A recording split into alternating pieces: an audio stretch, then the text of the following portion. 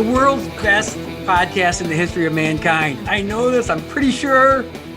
And the reason, because I got Mike DeCourcy, Fox Sports, Sporting News. This guy is the jack of all trades. He can do anything you need. You want to talk about Major League Baseball in the old NL East? He's got you. You need a place to eat in Pittsburgh, Cincinnati? He's got you. You need to know who the bubble teams are and why your teams are in or out. Mike, thank you for joining it. Coach Eaton, thanks for joining us. How are you today, Michael? I'm doing very well, Tim. It's great to be with you. And don't leave out Big Ten Network, because the last time basically I saw anybody but my wife, I was hanging out with you at the BTN studios. So that's still a part of the package as well. They have been very kind to me during this season and deserve a lot of credit for that. And I do appreciate them. We were going to work our way into that, but you're exactly right. The day that the world ended as we knew it, pre-2020, pre-COVID-19, pre-corona, novel coronavirus. Let's just talk about that for a second, because that was a fascinating day. That was really kind of a JFK 9/11 moment. You know, I mean, you and I it's John Beeline, and I believe you and I were in the studio the previous night when honestly, right, we were watching Fred Hoiberg get ill on national TV. Yes. It really starts. I think you were with me on the Sunday as well. Yeah. If I remember correct. Yep. The last episode for the season. Iowa, Illinois game, maybe? Iowa, Illinois, or right, something like that. Yeah. Great game. And we had Big Ten and Beyond that day.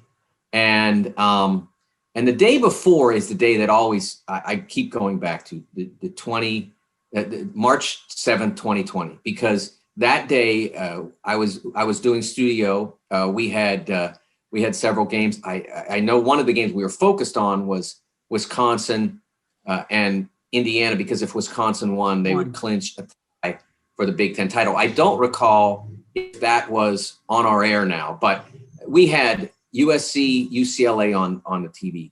We had Kentucky coming back at Florida. On after we finished, Belmont played and won on a last-second layup and went and earned their bid. And Cincinnati played Temple, and they needed the game to have a shot at their regular season title, and they tipped it in at the buzzer. Yeah. And Xavier and Butler were playing, and Kamar Baldwin came down and made a last-second step-back three. And that all happened in one day. And I'm telling you, first of all, it was one of the great days in the history of regular season basketball across the country. And secondly, I was sitting there and enjoying the heck out of that and doing all that work, and not for 1 second thinking that March was going to go away. Yeah. I mean, it never even occurred to me. It just was like, this was the first step into another amazing NCAA tournament. And then Sunday, when we were working it, still the same thing. Yep. And then things started to happen. Monday, Tuesday, the Ivy League cancels their tournament. Was that before or after Rudy Gobert? That was before. Okay. I believe that happened on the Tuesday. And then, because I remember being asked about it, and I thought they were overreacting. And remember, everybody likes to give them credit for seeing ahead. They didn't, when they did that, they didn't cancel their spring sports. They just, a lot of people thought they never really wanted to have this tournament anyway. Yeah. Now's a chance to get out of it. Yeah. So, and even Dr. Fauci was talking then about, hey, well, the NBA might have to play without fans. I mean, he didn't think that they were going to have to do what they did. And then the next day comes the Hanks test with Tom Hanks, and then Gobert, and then the global pandemic declaration, and all that's happening while you and me and John Beeline and Dave Revson are talking about Nebraska and Indiana and Northwestern playing hoops in Chicago, in Indianapolis. That week so much changed in such a short period of time. It's just amazing. It's different than some of the other kind of natural disaster type things, because those things happen in a flash and we expect that. But this really rapid decline in the way the world would work, all of that taking place in that period of time was really astounding. Coach Eaton, where were you when all this shook out? Because I remember just feeling numb, Mike. I remember, and Greg, I don't know how you felt, but I just remember it was like a true loss. It was devastating when the announcements started coming. E, where were you at? So I was actually at work that day, on that Tuesday, and we were joking with some coworkers, and that's when like some of the Rudy Gobert stuff happened. And I remember looking at all of my colleagues and I said, before Monday, we will all be working remote. Wow. And they're like, oh no, there's no way. There's no way. And on Friday, that's what happened. I mean, that's when the announcement was at our company. I do think it's amazing the power that the NBA has, because like the NBA canceled everything. And I mean, you just look at all the other sports just followed suit, right? I mean, immediately. The Gobert test was on Tuesday. They canceled, I think, all but 3 or 4 games on Wednesday, and then The Gobert test was on Wednesday, and they called that game off on site because we were in studio at BTN when the Gobert test happened, and they had to send everybody home from Oklahoma City, I think it was. Yep. And so it all, I mean, because it all came like an avalanche, and that was when the NBA that night announced that they were suspending their season, and that's when we waited around. We waited around the green room because we thought that the Big Ten tournament might be canceled that night, and it would be prudent for us to discuss it on air before we left. And we couldn't get a hold of Kevin Warren until the following morning. BTN couldn't get a hold of Kevin Warren that next day on Wednesday when the games are going, or Thursday when the games are going on, and we're like, hey, we're going on the air. They're warming up, and for the second game, I think, and the next morning's games, because it was a quarterfinals. Right. Think of how good it was Thursday. So how good those quarterfinal games were. Oh my God, the Big Ten was loaded with great quarterfinal games. And I had flown from there, from our appearance back to Indy, where I live and where the tournament was. And I was going to cover the tournament the rest of the time. And I went straight to Bankers Life Fieldhouse, and I got in and I put my stuff in the press room, and I had just enough time to do that and fiddle around. And then I went out getting ready to get my stuff set down at the scores table. And as I was walking in, the Rutgers players were trotting out of through the tunnel. And that seemed normal because that players come back, talk to coach, and then get ready to go back out and do some more layups, and then they play. And as they were coming back, there was one of these little metal signs. I don't know if it said like no drinks or food allowed inside, or no one allowed beyond this point or whatever. And as the Rutgers players were coming past, Jacob Young, their terrific guard, pounded on that sign, hit it with his fist. And I thought, well, I guess he's getting warmed up and fired for the game. I still didn't know. The fighting spirit. And then it took me a little while after wandering out into the empty arena to get the word that indeed it had been canceled. And then Kevin Warren came after that and spoke to the media and took all the questions. I thought he handled it really well, because at that point it wasn't quite clear that it was the thing to do. It was still so unbelievable that it would be called off.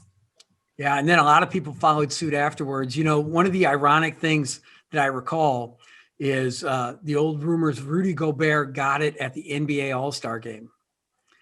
And then to find out this year, we were just all be damned going to play that All-Star game again, where that was supposed to be the precipice of where, Rudy got it last year. And who knows, right?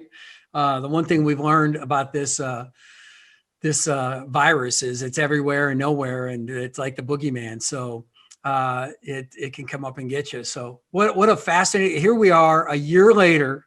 And Mike, let's get it.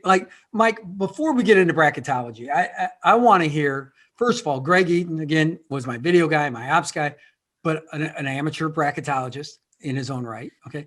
And so you've been a longtime sports writer, you great acumen in baseball, especially at an early age, in my mind. That's what I recall from you. You know what I'm saying? And college basketball, certainly forever. And I remember the time that you said hi, Tim, to me, and I went back and said, Mike DeCourcy knows my name. I thought that was such a big deal. I was so fired up. And so you've been around that kind of what I would call the Midwest area, the true Midwest, which is that Ohio, Indiana, Pennsylvania area. Tell us about your life story and how you got into sports writing. And then And then now you're Fox's go-to guy in bracketology. Well, Tim, I knew I wanted to do this. I wanted to work in sports from the time I was probably 9 years old, maybe even earlier than that. But I knew for sure I wanted, and I remember saying something to my dad, like about coaching. And my dad said, well, and I was a little heavy kid. I was really not, I was not the worst athlete in the world, but I was always heavy when I was a kid. And so, it was quite clear that when I was in Little League that I was not going to be playing for the Pirates when I got up. Okay. So I remember saying that something about wanting to coach. And my father said, well, most of the coaches were players. And I was like, okay, well, there goes that. Oh, I think that like immediately, okay, I can be a sports writer or a sportscaster. Like it didn't take, like, I wasn't like I dwelled on that for very long. I was like, okay, I'll do something else. And so I knew I wanted to do this 9 years old, 10 years old, and worked toward it when I was in high school, got a scholarship to Point Park University to study journalism there, and was fortunate enough to get some breaks early on, worked in Pittsburgh at the Pittsburgh Press for 10 years. And I honestly, Tim, I love Pittsburgh. It's my home. It's where my family is. I eventually, at some point down the road, will retire there. But one of the things that happened, I thought at the time it seemed like the worst thing that could ever happen was the Pittsburgh Press wound up going out of business.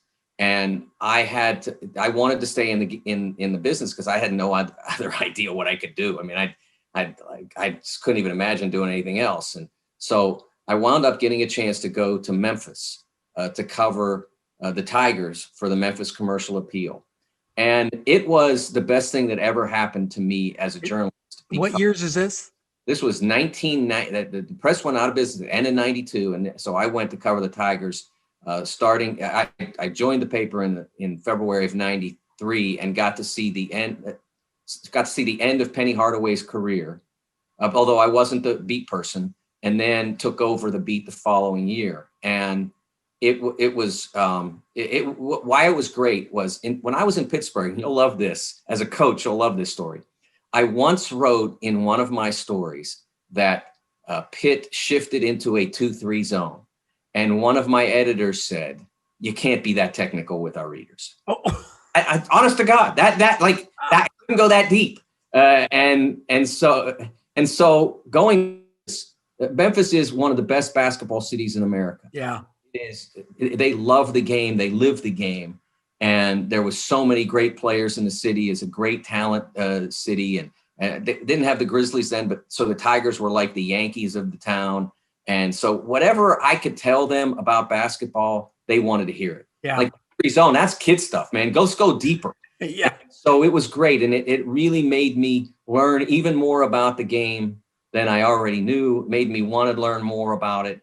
And so from there, it just continued on, and then got a chance, wanted to move back closer to Pittsburgh because family considerations, and got a chance to move to Cincinnati, was there at the Inquirer for 4 years. Then I had been working on the side at Sporting News for 5 years, and in 2000 got the chance to go there full time and cover college hoops full time. So when I was a kid, and I'm sure you did too, I'm 54 years old and Greg's younger than that. And you're just right in that area.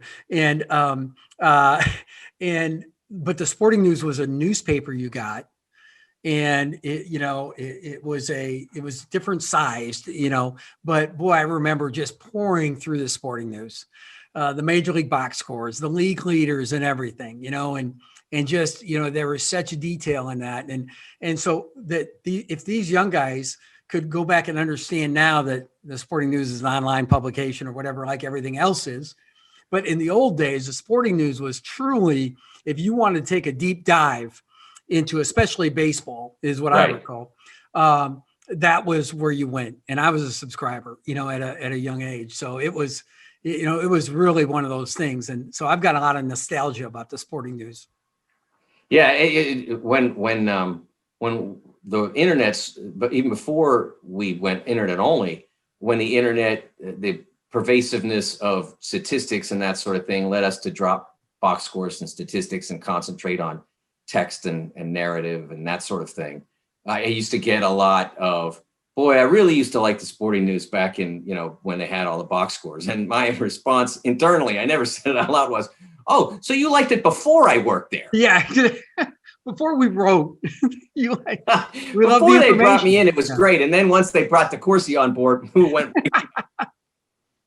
But did you ever have the sporting news? You know, I was just thinking the first thing that I ever read. So I'm young enough that the first version of Sports Illustrated for kids is what I grew up with. There you go. I think I was 6 or 7 years old, and my parents got me that, and that was once a month. And they used to have trading cards in those. And I know I have at my mom's house a stack of those trading cards somewhere. I'll bet. Well, at a young age, I was a ardent subscriber to Sports Illustrated, which for years I kept my collection of swimsuit editions and Magic Johnson covers, by the way. And I had my priorities in order, right? And so, but I also subscribed to the sporting news, as I said, and Mike will remember this magazine, Sport. Oh yeah, that was my first. Sport was my first. I started getting that when I was 10.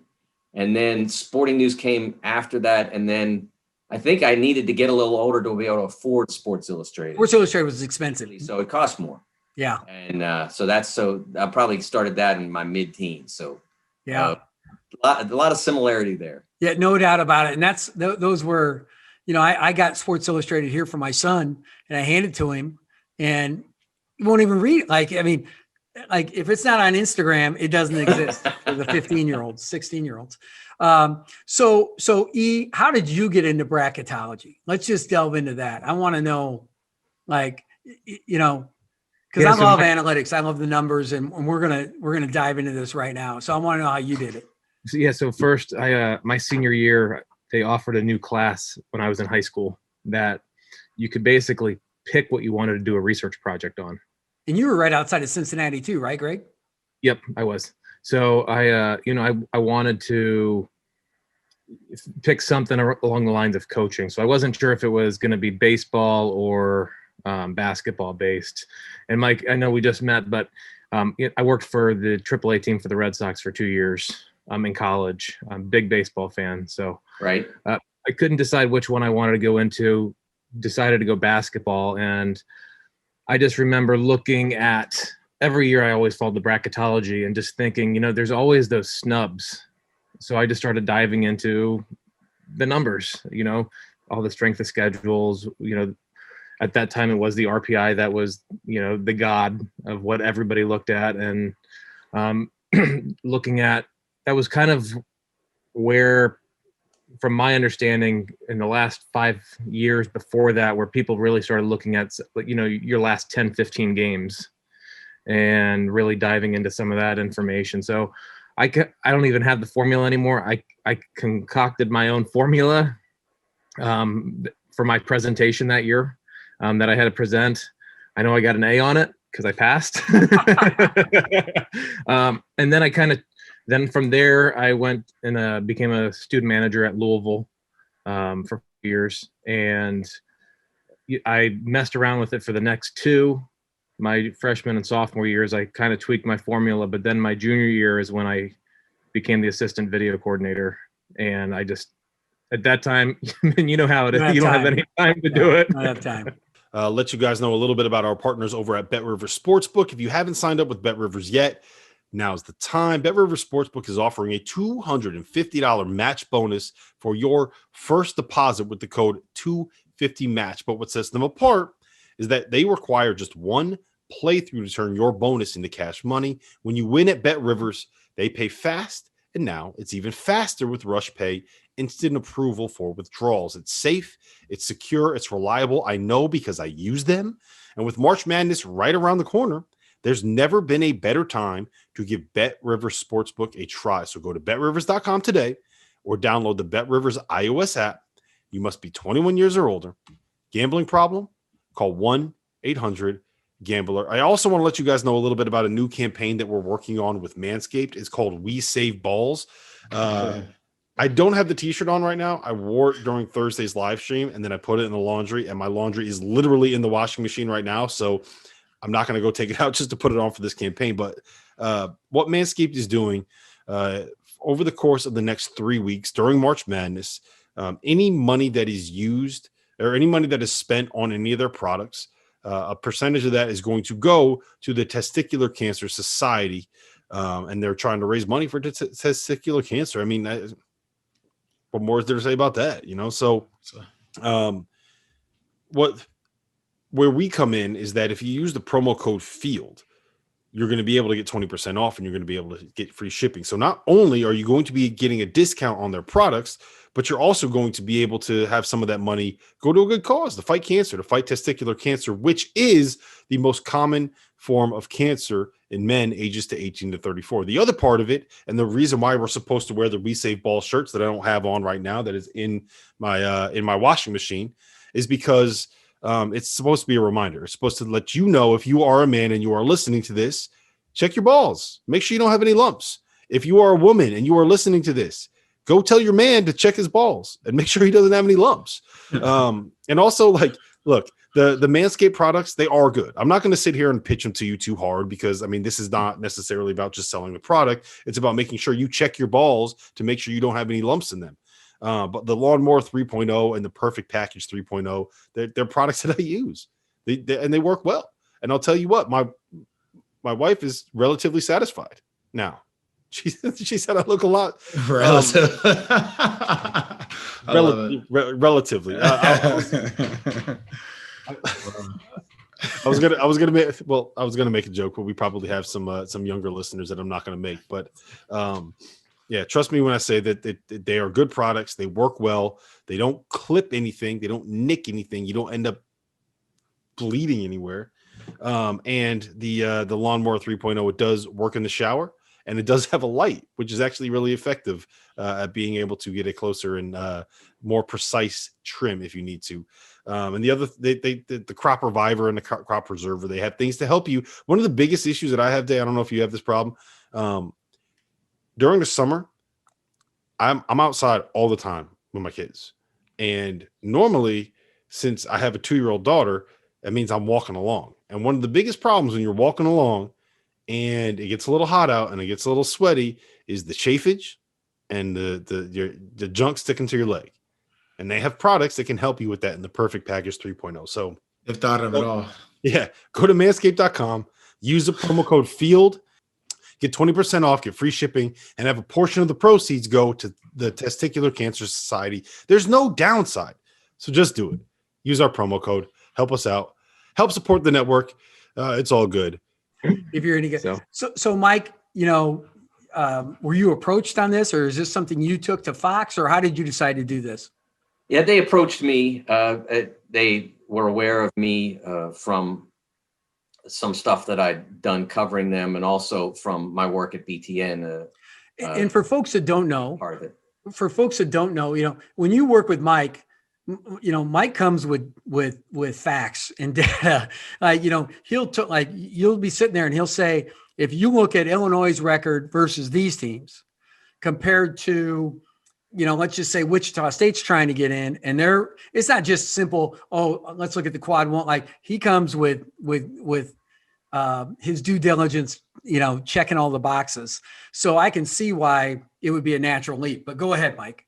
Yeah, so they contacted me almost 2 years ago and asked if I would be interested, and I thought about that, and I thought, yeah, that sounds like fun, and it gave me a chance to get.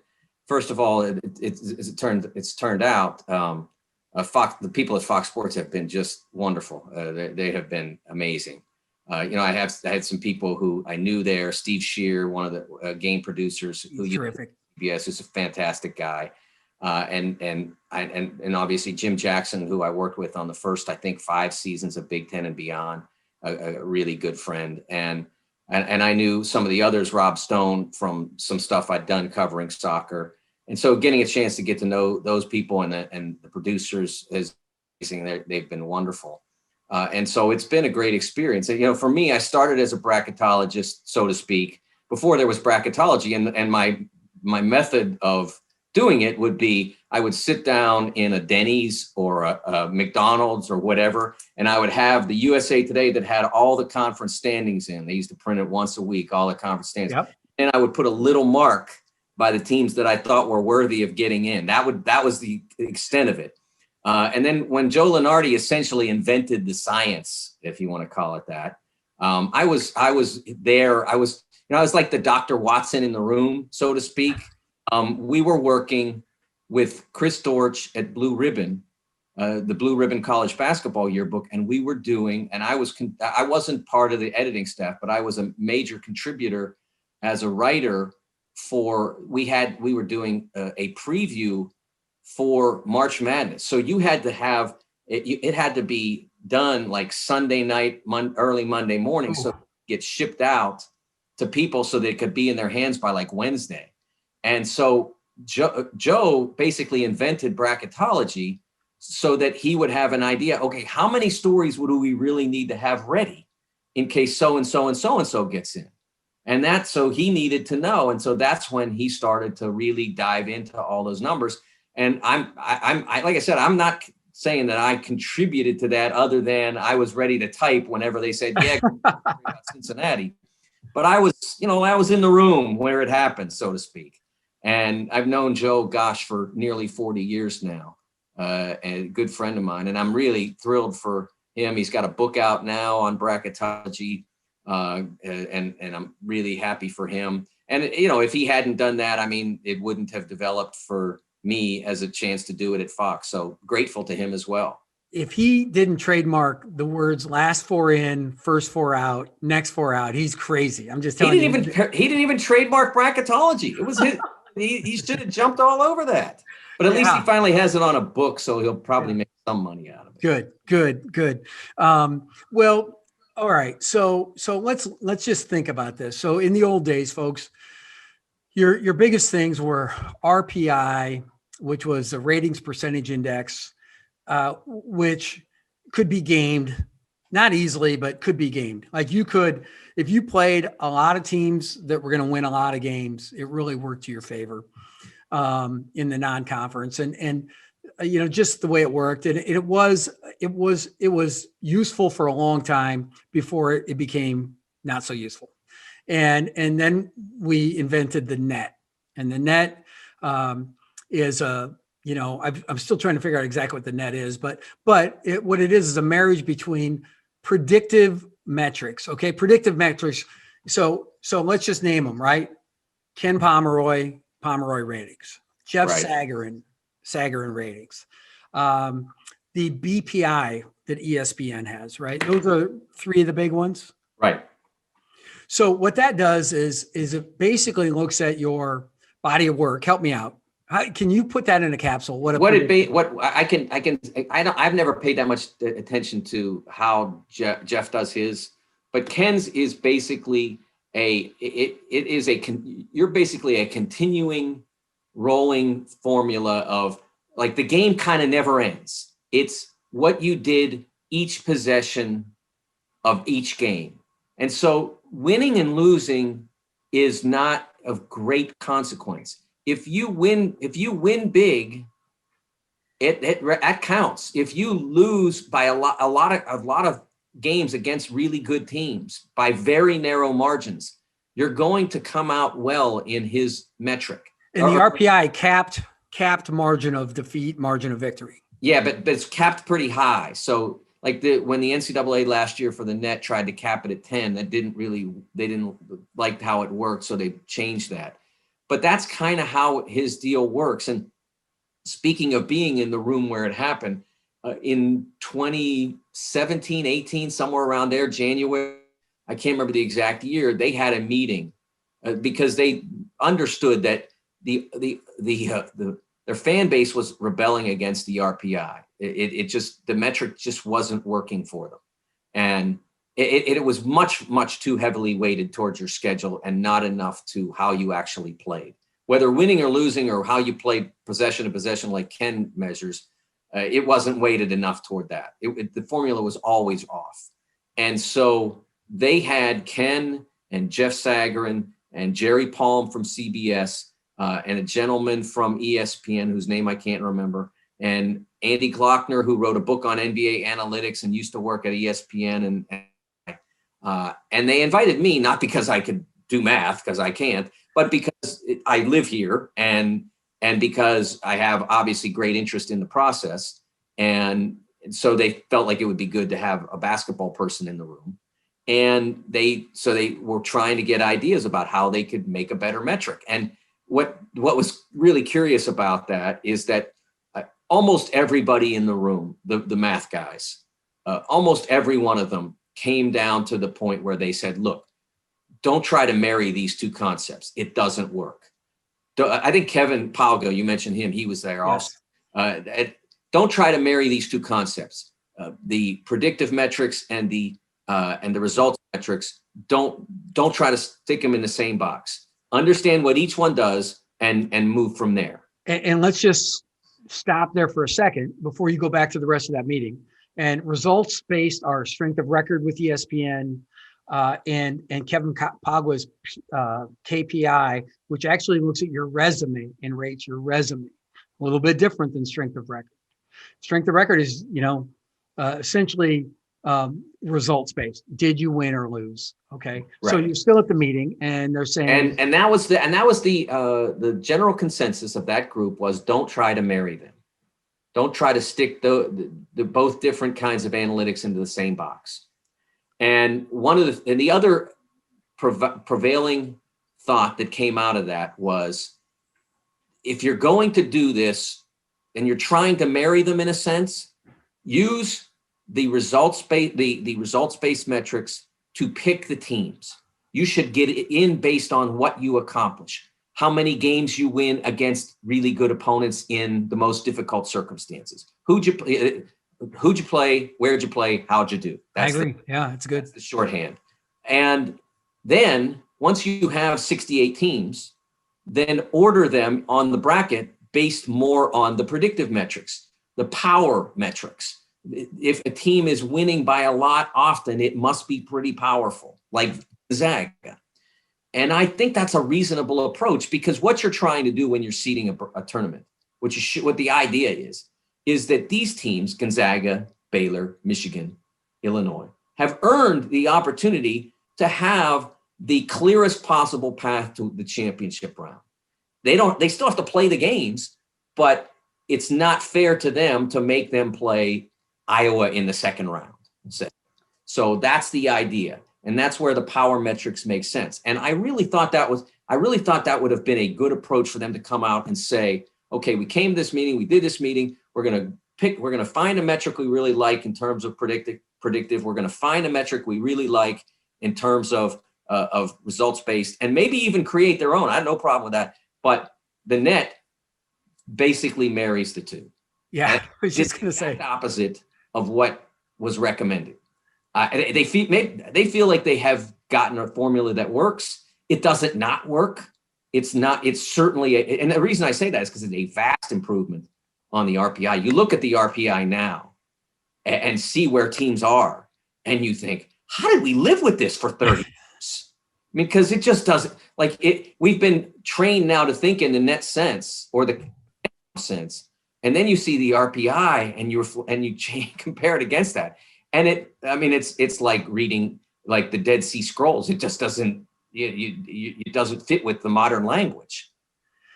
I'm always fascinated on some of the intricacies and what's going on. And so they went out and they married the predictive and the results-based metrics. And that's how they come up with your net score. And, but they don't necessarily just pick off the net score. It's not an absolute, which really allows for the eye test. For subjective. I know people on the committee that have their own formula, like Greg Eaton did, or like you do, and so it's not an exact science, nor should it be. And especially this year, which has got to be the most infuriating year to try and pick a field. But at the same time, there's still a lot of wiggle room. And I'm not so sure that the people in the selection area wanted an absolute, like you're like, okay, we're going to use the results based to get you in, and then we're going to use predictive to seed you. I don't think they wanted way more. They wanted more wiggle room than that, shall we say? Well, I think, but that doesn't prevent you from still I'm not an eye test person. I don't think it should ever be part of it. But it's certainly going to be subjective when you look at Iowa's resume and you see they beat this team and this team, and then you look at, say, Alabama's resume and they beat this team, and this team, and lost. So it still is analytical and it still is subjective. But the food that is fueling that examination is, well, Iowa beat the number 6 team and the number 8 team and the number 10 team, and what's the metric that establishes that value versus Alabama's group? That's where the hard analytics comes in, is the value assigned to the team that they beat versus the other team's victories. And so it wouldn't make sense if one were to sit down and look at Illinois' schedule and who they beat, and Alabama's schedule and who they beat, and just say, well, I think Tennessee's better than Ohio State, and I think Missouri's better than Wisconsin. So that's how at that point, it's just guessing. Yeah. There has to be something behind it. And that's where I do think it could have worked better to do that, to find a results metric for that is the foundation of the selection process, and then a predictive metric that's the foundation of the seeding process. I like that. If we look at it now, it's just like football. It comes down to 4 teams, last 4 in, and the next 4 out. So, or the last 4 out. I said this year we should have that be a tournament. Yes. Let's just make that a tournament. Let them play their way in. So okay, as we get into this, it really does come down to, all right, usually you can pick them pretty good, but it comes down to a couple teams in that, that would be the next 4 out, last 4 out, maybe bump a couple that are in. What in your mind are you looking for in the last week of the season? So Mike, let's just talk about your last 4 out, last 4 in. Let's get to the goods here. Well, your old stomping grounds is like bubble central. Oh, the Mountain West is where it's happening in the bubble world. I have 2 of their teams, Colorado State, your former spot, playing Maryland, and Boise State, also Mountain West team, playing Xavier, and then Utah State is literally my first team out. So their tournament's going to be very interesting. They should all be in. Yeah. By the way, so I suggested when I was out there, I did a couple Mountain West games. I'm like, they should take 4 teams to the tournament and play a round robin tournament. So at that time, it's San Diego State plays Utah State. The next day they play Boise, and the last day they play Colorado State. And whoever has the best record of those round robin games is the conference tournament champion. And you all get 3 high level games that doesn't jack you around. You don't have to lose to Wyoming or Nevada or Fresno and worry about it. Not exist. Now, is that maybe in the best sportsmanship of all time? Yeah, maybe not. But if you want to try and game the system, that's what you would do. But this will be a great Mountain West tournament and really fascinating because, as you said, I think the Mountain West could easily have 4 teams in. When I look at it, I think that I watched primarily. I have to admit, I don't watch a tremendous amount of ACC, especially this year. I think it's down, and I don't watch a ton of SEC basketball, but I do watch a ton of. I watched a lot of A-10 over the weekend. I watched and was really impressed with St. Louis and really impressed with St. Bonaventure. They look like clear teams that should be in no matter what. Also watched a ton of Mountain West, Big 10, and Big 12. And we'll tell you that, all 4 of those Mountain West teams look like they're viable candidates by the eye test. And I know where they're at. It's really hard for those guys to get quad 1 games. And you can easily lose the quad 3 game. You can lose to a team there. So those are tough ones. So your last 4 in are exactly who? Colorado State, Maryland, Boise, Xavier. And first 4 out. First 4 out are Utah State, St. Louis, Syracuse, and Stanford. And then your next 4 out. Ole Miss, St. John's, Seton Hall, and Memphis. So those next 4 out should make those. So folks, just understand, you don't want to be caught from behind here, right? You don't want to get caught from behind. So let's just say Seton Hall, who has not played well here recently, catches fire in Madison Square Garden and they start winning. If you're one of those Mountain West teams, you are hating life. You are. That's right. And in the Missouri Valley semifinals, you were cheering for Drake and you're cheering for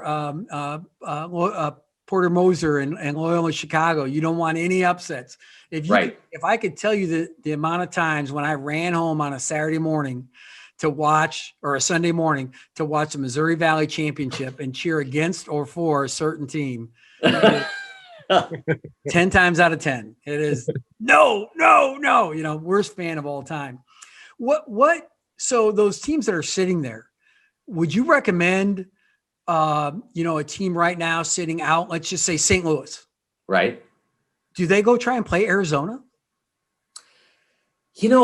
I think that's an interesting question because Arizona would be a value game for them. Although I think that I don't know how the committee views it, but it does feel that even though metrically Arizona is a solid team and would help your numbers, it feels like because they were not involved in the tournament pursuit, it feels like it takes it down a little bit. Yep. I don't know if that's how they're thinking, but when I look at that, I don't see the 45th team. I see a team that's not involved, and it doesn't feel the same. But I do think it's a gamble. I mean, it nearly got North Carolina when they played Marquette.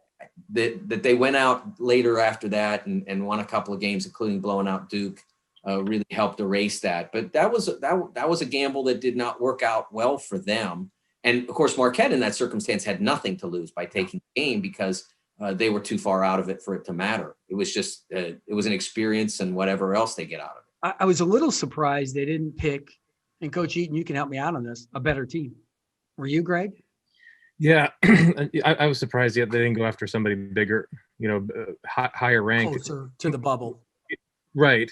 Mike, just a question to follow up on, you were just talking about how you define and how you look at your teams. And then you were just saying about what the committee looks at. How much do you think they look at the eye test? Because in your words, you're saying that you want everything to be stat driven. You want to have a definitive way to look at something, that it shouldn't just be off of feel. But obviously that's not always the case. So just what have you seen in your years of tracking it? Well, first of all, every member of the committee is assigned 3 conferences to monitor.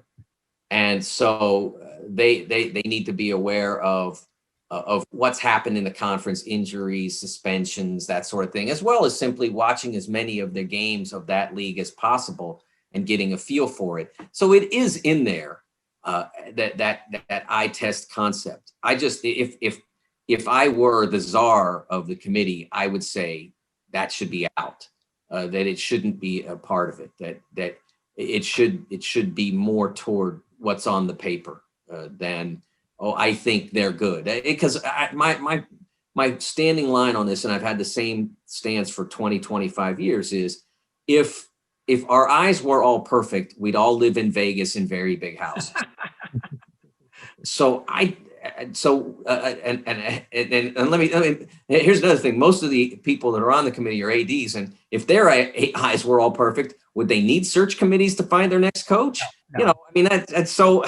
I don't think that eye test should be an element of it. I think there is subjectivity. I get that, but I think they're good doesn't mean much to me. This is what they've accomplished, and I think that's a value. Some may think I'm splitting a hair, but I don't think so. I think there's a difference between the two. So you're down to your last team in. It's Utah State or Maryland or Utah State or Colorado State.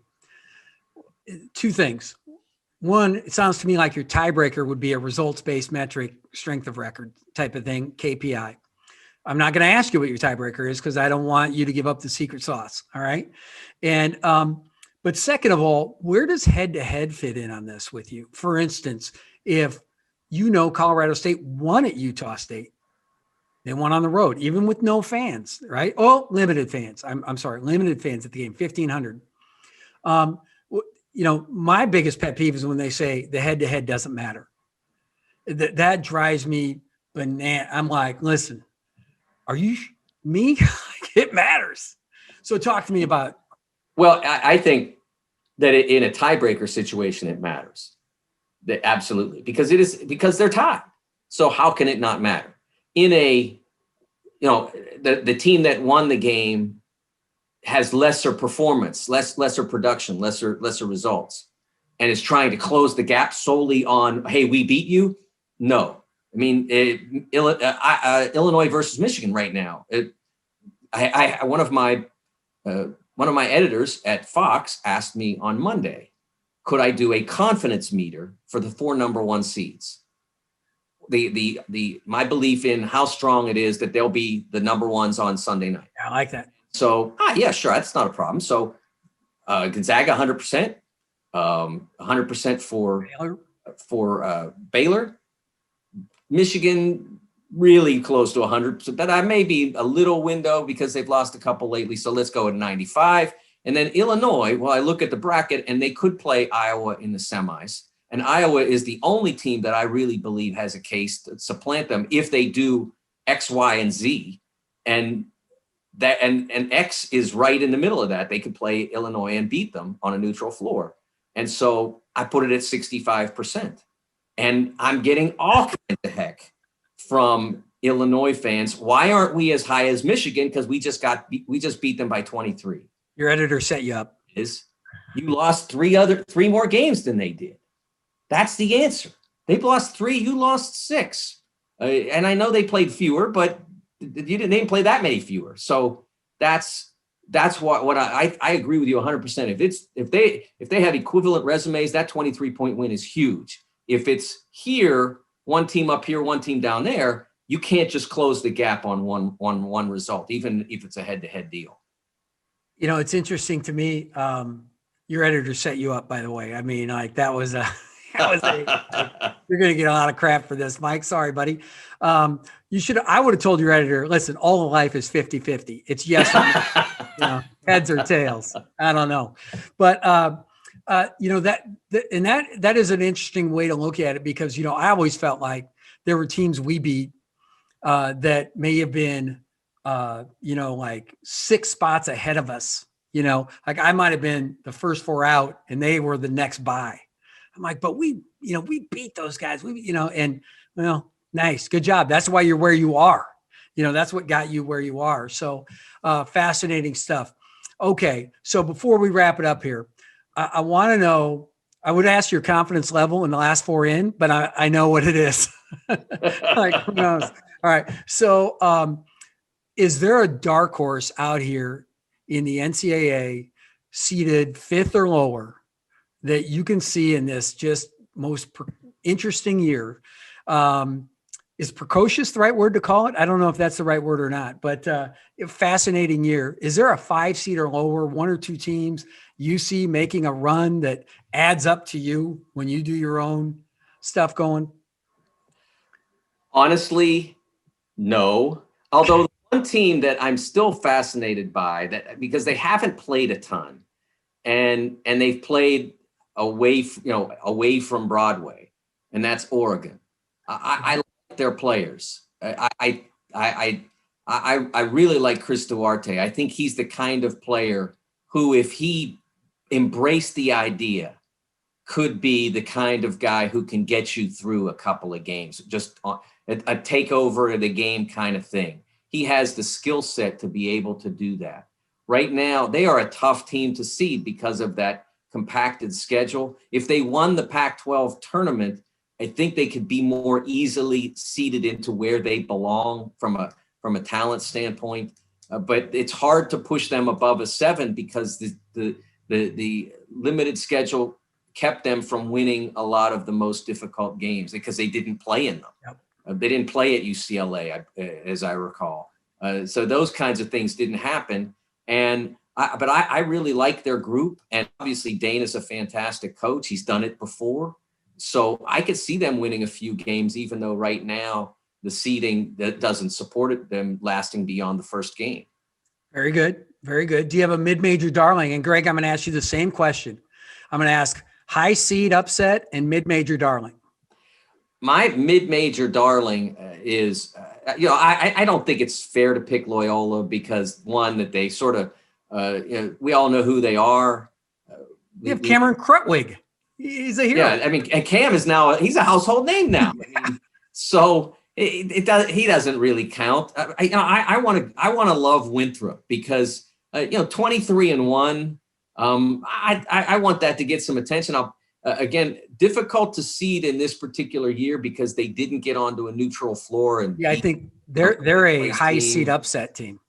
Yeah, I think they can do it. I think if they could win a game, and it'll be, right now I have them on the 12 line. I'll be curious to see if the committee sees it that way, because again, they have really good net ranking, and they've only lost one game, but there wasn't that much intersection between mid and low majors and the big timers, because the whole idea for the big timers was, one, to just get on about the business of being a big time school. And so for a lot of them, they just basically skipped over the bye type games that they ordinarily would play. Greg Eaton. I know we had somebody on this team already on here, but Oklahoma, I really like them. Just, I mean, if they're able to put together a full game, I know they just, lost 2 to Oklahoma State that were really close, but Oklahoma State's lost 2 really to good. Cade Cunningham. I mean, it is next level.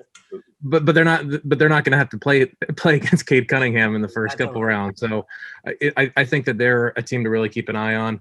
From a mid-major standpoint, we've talked about St. Bonaventure on here today, and then I also really, really like BYU. I think that they're playing good basketball. They had a scare last night against Pepperdine in the semifinal of the West Coast, and they got Gonzaga tonight, but they're very well coached. They have a lot of guys who excel in their roles. So I think that they're a team that can definitely win 2 games and easily surprise a couple people in that second round.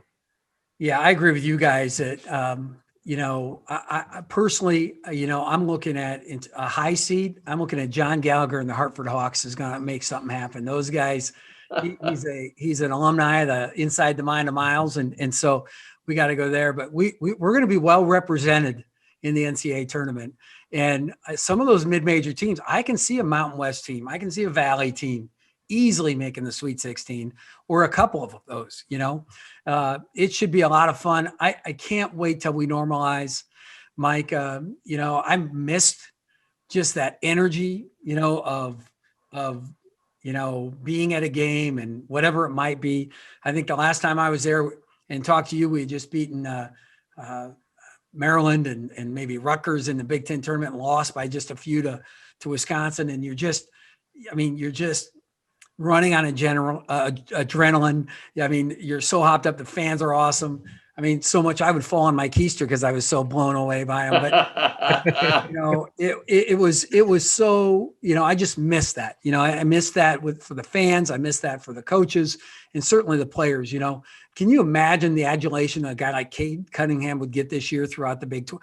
First of all, they try and make him miserable on the road, but how he would be, how those home fans, and they have limited there, but it's just not the same. Right. I just can't wait till it's back to normal. Oh, I totally agree. Those weekends at BTN were phenomenal. I miss that very much. I miss going to games and being around basketball people and chatting up assistant coach to get an idea of what really happened in the game. I miss, I was thinking about this. I was talking to someone for an article, and he has a son who's a sophomore who he's hopeful will be recruited eventually.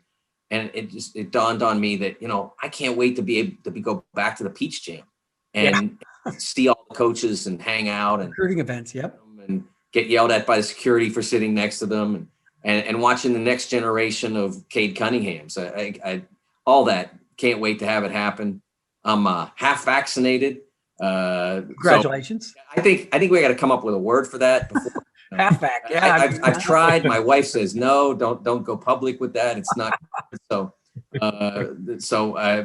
I can't wait to be 100%, wait for the whole world to be there and for us to go back to being normal. You remember the Princess Bride and when Billy Crystal was the wizard, and our guy was mostly dead. I would say you're mostly vaccinated. There you go. Mostly. So, Mike, thank you so much for being on. Like I say, we really adore you. You're a guy that I respect a great deal, whether it be in your writing or whether it be your bracketology expertise or whatever it might be. We appreciate you having on, and it should be a fascinating week and an even better next week. And let's just hope your mostly vaccination gets you in the door and you're able to watch all the best games in Indianapolis this week during the NCAA tournament. So thank you for being on the Mind of Miles. Thanks for having me, Tim. Folks, until next week, until next week, we're glad to have you at Inside the Mind of Miles, and we can't wait to have a special session of Inside the Bracket next week, which Coach E and I are going to pick all the right winners for you so you can win your office pool. Thanks very much, Mike. We'll catch you next time. All right. Take care, Tim.